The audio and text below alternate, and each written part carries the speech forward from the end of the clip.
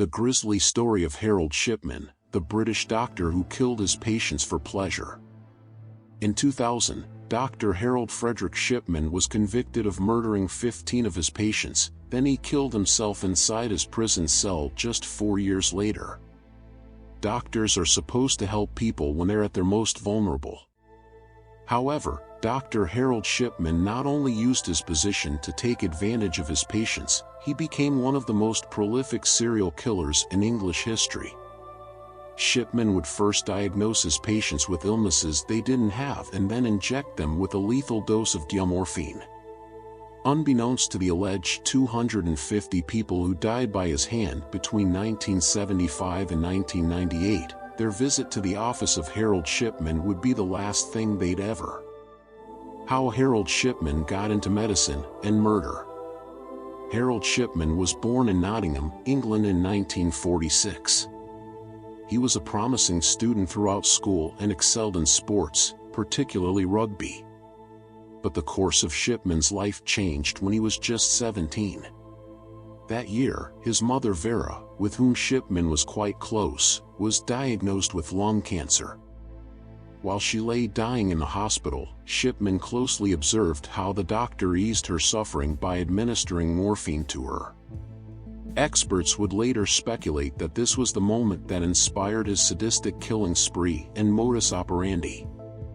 Following his mother's death, Shipman went on to marry Primrose May Oxtoby while studying medicine at Leeds University Medical School.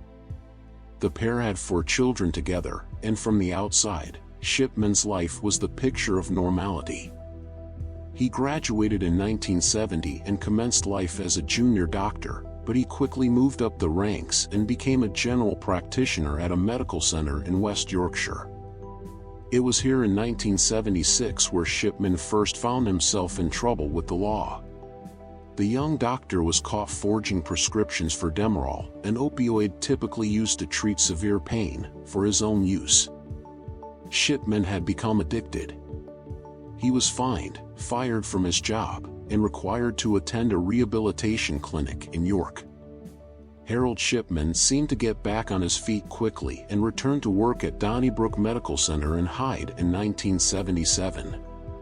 He would spend the next 15 years of his career here before setting up a one-man practice in 1993. He developed a reputation among his patients and in his community as a good and helpful physician. He was renowned for his bedside manner. Yet no one knew that at the same time, the good doctor was secretly killing his patients.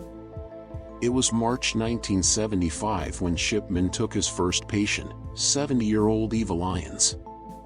It was the day before her birthday. At this time, Shipman had got his hands on enough diamorphine to kill hundreds of people, though no one was even aware of his addiction until the next year. Though Shipman was fired that year for forging prescriptions, he was not removed from the General Medical Council, the doctor's regulatory body. Instead, he received a warning letter. According to investigators, Shipman would stop and restart his killing spree many times throughout his decades of terror. But his method of killing always remained the same. He would target the vulnerable, with his oldest victim being 93-year-old Ann Cooper and his youngest 41-year-old Peter Lewis. Then, he'd administer a lethal dose of diamorphine and either watch them die right there or send them home to perish. In all, it's believed that he killed 71 patients while working at the Donnybrook practice and the remainder while operating his one-man practice. Of his victims, 171 were female and 44 were men. However, in 1998, undertakers in his community of Hyde became suspicious of the number of Shipman's patients who were dying. The neighboring medical practice further discovered that the death rate of his patients was almost 10 times higher than their own.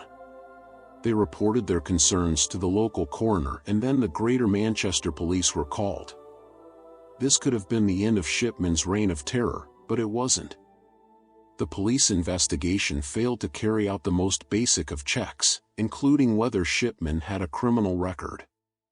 If they'd asked the medical board what was on his file, they'd have uncovered that he had forged prescriptions in the past. cunning Shipman had also covered his tracks by adding false illnesses to his victims' records. As a result, the investigation didn't find any cause for concern, and the deadly doctor was free to keep killing. The shocking murder that finally exposed Dr. Harold Shipman. Shipman's crimes were finally uncovered after he made the mistake of trying to forge the will of one of his victims, 81-year-old Kathleen Grundy, a former mayor of his town of Hyde. After Shipman administered a lethal dose of diamorphine to Grundy, he selected the cremation box on her will to hide the evidence. Then, he used his typewriter to write her family out of the will entirely, leaving everything to him. However, Grundy was buried, and her daughter, Angela Woodruff, was notified about the will by local solicitors. Immediately, she suspected foul play and went to the police. Woodruff said of the situation, "The whole thing was unbelievable.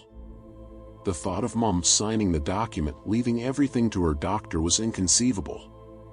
The concept of her signing a document which was so badly typed didn't make any sense." Grundy's body was subsequently exhumed in August 1998 and diamorphine was found in her muscle tissues. Shipman was then arrested on September 7 of that year.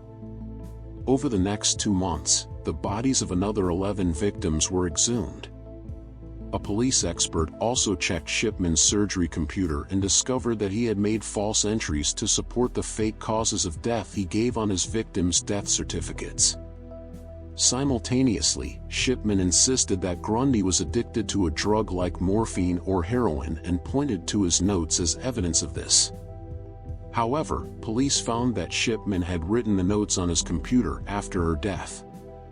Then, police managed to verify 14 other cases where Shipman had given lethal doses of diamorphine, falsely registered the patients' deaths, and tampered with their medical history to show that they were dying anyway. Harold Shipman always denied the murders and refused to cooperate with the police or criminal psychiatrists.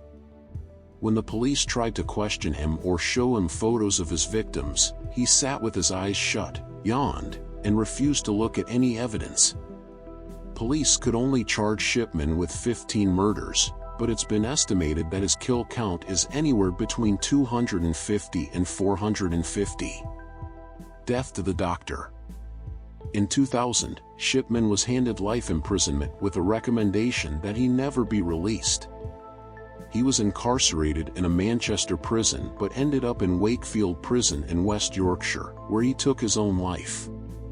On the day before his 58th birthday, January 13, 2004, Shipman was found hanging in his cell.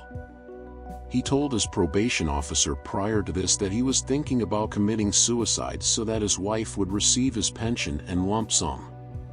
With his death looms the question of why he killed.